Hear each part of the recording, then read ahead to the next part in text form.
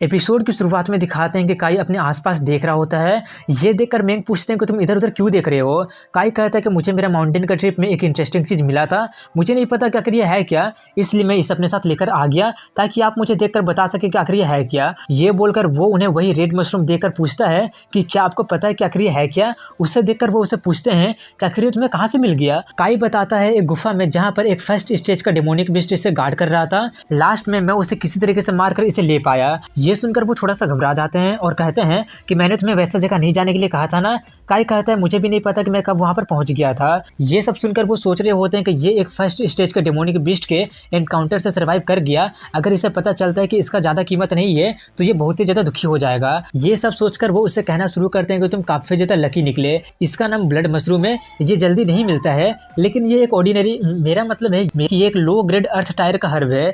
ये सुनकर काई काफी ज्यादा खुश हो जाता है और पूछता है कहीं आप कोई गलती तो नहीं कर रहे हैं ना। वो कहते हैं बिल्कुल नहीं, मैंने काउंटलेस मेडिकल हर्ब को इंस्पेक्ट किया है, मैं सिर्फ देखकर ही बता देता हूँ, मुझसे कोई गलती हो ही नहीं सकती है। तभी वो काफी ज्यादा खुशी होकर उनसे पूछता है तो इसका आप मुझे कितना पॉइंट दे सकते हैं। वो कहते हैं इसका मैं तुम्हें 20 पॉइंट दे सकता हूँ। ये सुनकर वो थोड़ा सा दुखी होकर कहता है क्या इतना कम। वो कहते हैं ये काफी सारा पॉइंट है और सोचते हैं यही इसका असली वैल्यू है, मैं इससे ज्यादा तुम्हें नहीं दे सकता हूँ। इतना सोचकर वो कहते हैं कि हालांकि ये लो ग्रेड अर्थ टायर का है लेकिन ये अभी भी छोटा है, अगर ये मैच्योर हो जाता तो मैं तुम्हें 20 पॉइंट से ज़्यादा दे सकता था। इसलिए काई वो सब एक्सेप्ट कर लेता है और कैलकुलेट करने से पता चलता है कि अब उसके पास 48 पॉइंट हो चुके हैं और उसके पास अभी बहुत ही सारा 3 लेवल रेमिनेंट स्पिरिट फ्लावर होता है, लेकिन बैरन ग्रास की कमी होती है, इसलिए वो 10 ग्रास खरीदने के लिए कहता है। मैंग कहते हैं कि 10 ग्रास की कीमत है 10 पॉइंट, क्या तुम श्योर हो। काई कहता है कि आपने मुझसे कहा था कि 2 हर्ब को एक्सचेंज करने पर 1 पॉइंट मिलेगा। तभी वो कहने लगते हैं कि बेचने और खरीदने के एक्सचेंज पॉइंट अलग है।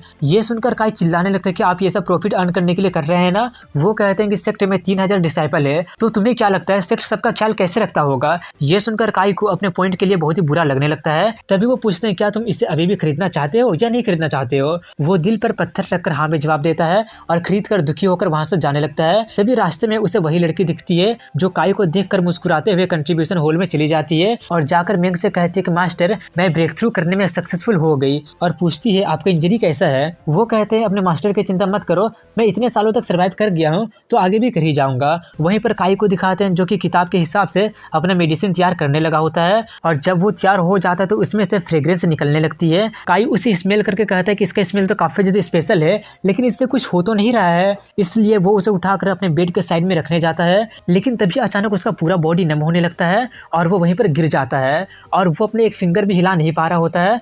वो दोनों हर्ब थोड़ा सा पॉइजनस होता है, एक स्पिरिट को इफेक्ट करता है और दूसरा बॉडी को, और वो इंसेन बर्नर उनके इफेक्टिवनेस को ग्रेटली एम्पलीफाई कर दिया होता है। वहीं पर काई कुछ ही स्टेप चलने पर अपना लिमिट में पहुंच गया होता है और उसे ऐसा लगने लगता है जैसे कि अब वो आगे ट्रेन नहीं कर पाएगा, लेकिन तभी वो खुद को मोटिवेट करता है और बहुत ही ज्यादा मेहनत करके उठ जाता है। और जब वो बेहोश होने ही वाला था तभी वो वार्म फीलिंग उसके बॉडी के अंदर स्प्रेड होने लगी थी जिससे उसका नंबनेस गायब हो गया था और अब वो पहले से थोड़ा सा और ज्यादा स्ट्रॉन्ग फील करने लगता है। जब कोई हार ना मानकर मेहनत करके अपना मुश्किलों से ओवरकम हो जाता है तभी डिवाइन बॉडी यानी कि गोल्डन स्केलेटन अपना ट्रू पोटेंशियल रिवील करता है। उसका वो मेडिसिन का फ्रेग्रेंस 2 घंटे तक चला था, इसलिए काई रात को सोकर सोच रहा होता है कि अगर वो 14 से 16 घंटे तक दिन का प्रैक्टिस करता है तो उसका सभी का सभी हर्ब काफी जल्दी खत्म हो जाएंगे। वहीं पर सुमो को दिखाते हैं जो कि सो नहीं पा रहा होता है और वो सोच रहा होता है कि ये सभी का सभी यांग काई की ही गलती है, अगर वो मेरा प्लान नहीं बिगाड़ा होता तो मैं अब तक तो राइस मर्चेंट की बेटी के साथ होता। इसलिए वो जल्दी से अपने चमचे को उठाता है। उसका चमचा नींद में कहता है कि आपको क्या हो गया है। सुमो कहता है कि आज सुबह को जो कुछ भी हुआ है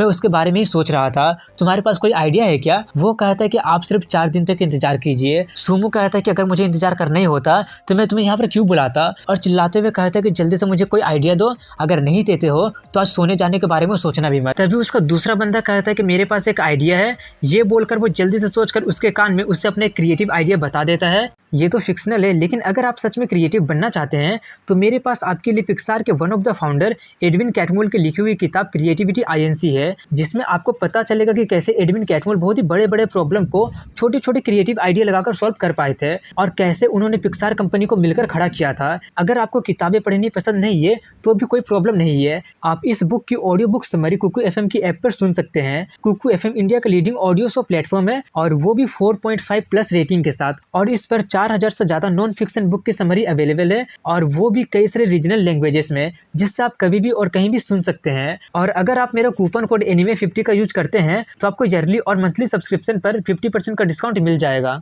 जैसा कि आप देख सकते हैं कि पहले 399 का प्राइस था, लेकिन कूपन कोड अप्लाई करने के बाद मैं इसका ईयरली सब्सक्रिप्शन सिर्फ 199 में ले सकता हूँ। ये ऑफर सिर्फ 250 सब्सक्राइबर्स के लिए एप्लीकेबल है, इसलिए जल्दी से डिस्क्रिप्शन या फिर कमेंट में दिए गए लिंक पर क्लिक करके अभी डाउनलोड करें कुकू FM ऐप और सुनिए क्रिएटिविटी INC और उसके साथ साथ और भी कई सारी किताबें।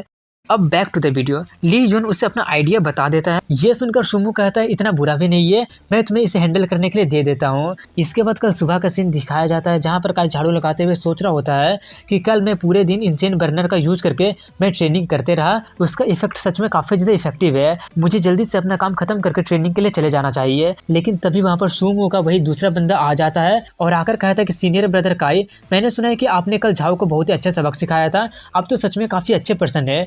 ये सुनकर काई पूछता है क्यों, क्या हुआ, क्या झाओ के अगेंस्ट तुम्हारा कोई ग्रज था? वो कहता है हाँ, हम दोनों के बीच में थोड़ा सा अनबन है, झाओ मतलबी और बेशरम है, उसने मुझे एक बार ह्यूमिलेट भी किया था। काई पूछता है तो तुम उससे बदला क्यों नहीं लिए थे? वो कहता है मैं उससे बदला लेने के बारे में सोचा तो था, लेकिन उससे कुछ पावरफुल लोग सपोर्ट कर रहे हैं, मेरे नजरों में तो वो कोई भी नहीं है, लेकिन मैं उसके सपोर्टर को प्रोवोक नहीं कर सकता हूँ। ये सुनकर काई सोचता है कि हाँ, सुमो के पास और भी इन्फ्लुएंशियल लोग हैं, ऑर्डिनरी डिसाइपल तो उन्हें प्रोवोक करने के बारे में सोचते भी नहीं है। वहीं पर वो आगे बोल रहा होता है कि कल आप जब उसे हरा दिए थे तब मैं काफी ज्यादा रिलीफ महसूस किया था, आपने उसे हरा दिया था, इसका मतलब जरूर आप बहुत ही ताकतवर होंगे। काई थोड़ा सा मजाकिया अंदाज में कहता है कि मेरा स्किल तो मेंशन करने लायक नहीं है। ये सुनकर वो अपने मन में कहता जो तुम बोल रहे हो वो सच है, अगर तुम कल उसे ट्रिक नहीं किए होते तो तुम कभी उसे हरा ही नहीं पाते। ये सोचकर वो उससे कहता है कि आपने मुझ पर पहले ही बहुत बड़ा एहसान कर दिया है, क्योंकि आज हम दोनों मिल ही चुके हैं, तो मैं इतना अच्छा मौका गवा नहीं सकता हूँ। ये बोलकर वो काई के साथ फाइट करने के लिए रिक्वेस्ट करने लगता है, लेकिन काई मना कर देता है।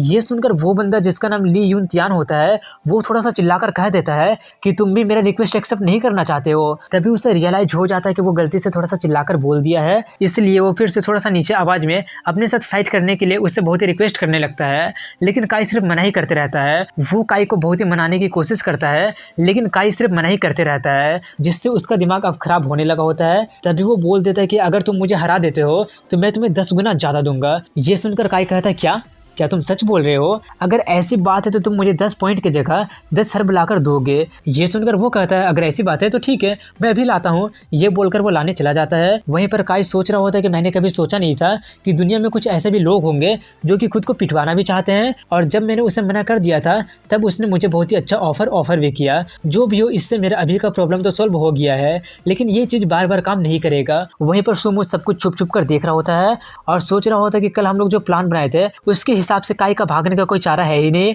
लेकिन फिर भी ये ली यून क्या कर रहा है? वहीं पर काई झाड़ू लगा रहा होता है और सुमो उसका इंतजार कर रहा होता है। तभी वहाँ पर सुमो का चमचा आकर उससे कहता है कि ली यून ने मुझे बताया कि काई उससे तभी फाइट करेगा जब हारने पर वो उसे 10 हर्ब देगा। ये सुनकर सुमो कहता है वो तो काफी ज्यादा लालची हो गया है, काई तो सिर्फ एक ट्रायल डिसाइपल ही है, हारने पर तो वो सिर्फ एक ही पॉइंट हारेगा, लेकिन वो फिर भी 10 हर्ब का डिमांड क्यों कर रहा है? वो कहता है क्योंकि ली यून उससे बोला था कि हारने पर वो उसे 10 गुना ज्यादा देगा, इसलिए। ये सुनकर सुमो कहता है कि एक बार अगर हम लोग काई को सबक सिखा देते हैं तो 10 हर्ब का कीमत वसूल हो जाएगा। वहीं पर ली यून दौड़ते हुए आते हुए गुस्से में सोच रहा होता है कि मेंग सच में काफी ज्यादा प्रॉफिट बनाने वाले हैं, 10 लो ग्रेड हर्ब का उन्होंने मुझसे 20 पॉइंट ले लिया, अब तो पक्का मैं काई को नहीं छोड़ूंगा। यही सब सोचते सोचते वो उसके पास चला जाता है और जाकर वो सभी हर्ब उसे दे देता है। काई उससे रख लेता है और इसके बाद वो लोग फाइट स्टार्ट कर देते हैं। ली यून उसे अपने हाथ से मारने जाता है, लेकिन काई उसे रोक देता है। ये देखकर वो जल्दी से पीछे आ जाता है और सोचता है कि ऐसा लग रहा है जैसे कि मेरा हाथ किसी पत्थर से टकरा गया हो। ये सोचकर वो जल्दी से काई के पेट में मार देता है,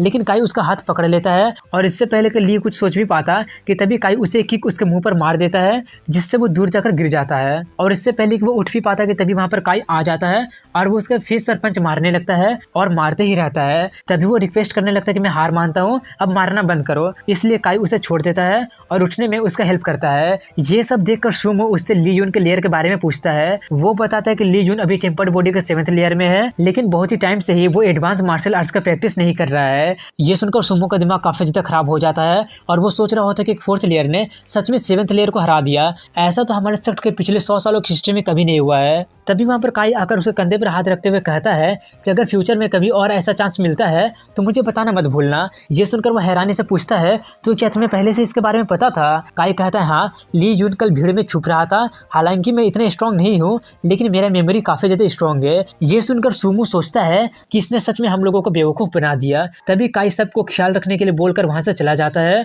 और यहीं पर इस एपिसोड की एंडिंग हो जाती है। अगर अभी तक आपने कुकू एफएम ऐप को डाउनलोड नहीं किया है तो फिर डिस्क्रिप्शन में या फिर कमेंट में दिए गए लिंक पर क्लिक करके जरूर डाउनलोड करें। मिलता हूँ अब अगली वीडियो में, तब तक के लिए हैव अ गुड डे।